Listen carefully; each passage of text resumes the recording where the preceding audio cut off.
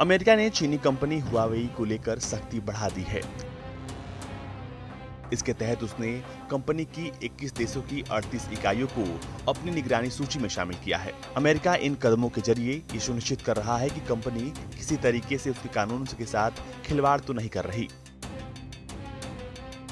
Huawei को चीनी communist party की निगरानी इकाई माना जाता है। इसको लेकर पुराने विदेशी FDP नियम में संशोधन किया गया है।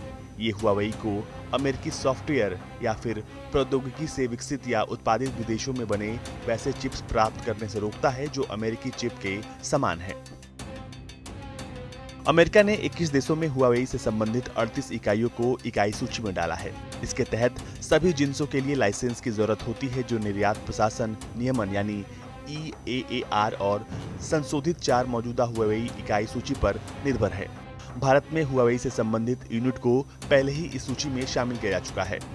कॉमर्स सेक्रेटरी विल्बर रॉस ने कहा, हुआवेई और उसकी दूसरे देशों में कार्यरत इकाइयों ने अमेरिकी सॉफ्टवेयर और प्रौद्योगिकी से उत्पादित या विकसित अत्याधुनिक सेमीकंडक्टर हासिल करने के प्रयास किए हैं ताकि वो चीनी कम्युनिस्ट पार्टी के मकसद को पूरा कर सके।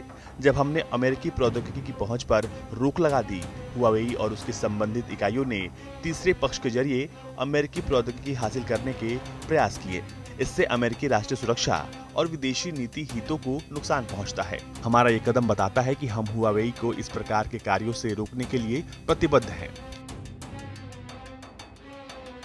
एक अलग बयान में विदेश मंत्री माइक पॉम्पियो ने कहा है कि अमेरिका ने प्रभावित कंपनियों और लोगों को उपकरण, सॉफ्टवेयर और प्रौद्योगिकी के दूसरे स्रोतों, जिसका मतलब है मुख्य रूप से हुआवेई के ग्राहकों को चिन्हित करने और उसका उपयोग करने के लिए पर्याप्त समय दिया है।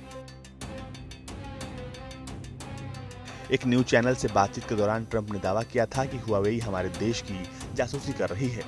इससे पहले ट्रंप प्रशासन ने हुआवेई को 5G वायरलेस नेटवर्क से बैन कर दिया है और वो अपने सहयोगियों से भी ऐसा करने के लिए कह रहे हैं। वहीं भारत में बैन टिकटॉक को लेकर भी अमेरिका काफी सक्रिय है।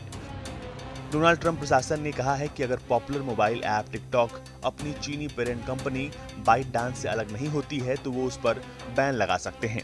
अमेरिकी अधिकारियों का हुआवेई को लेकर एक अलग नजरिया है। अमेरिका का मानना है कि बीजिंग सरकार से जुड़े होने के कारण हुआवेई सुरक्षा के लिए खतरा है। हालांकि कंपनी ने इन सभी दावों को खारिज किया है। भारत और अमेरिका के साथ रिश्तों में खटास आने के बाद चीनी कंपनियों की हालत खराब है और उनका व्यापार पूरी तरह प्रभावित हो चुका है। ब्यूरो रिपोर्ट, भारत तक।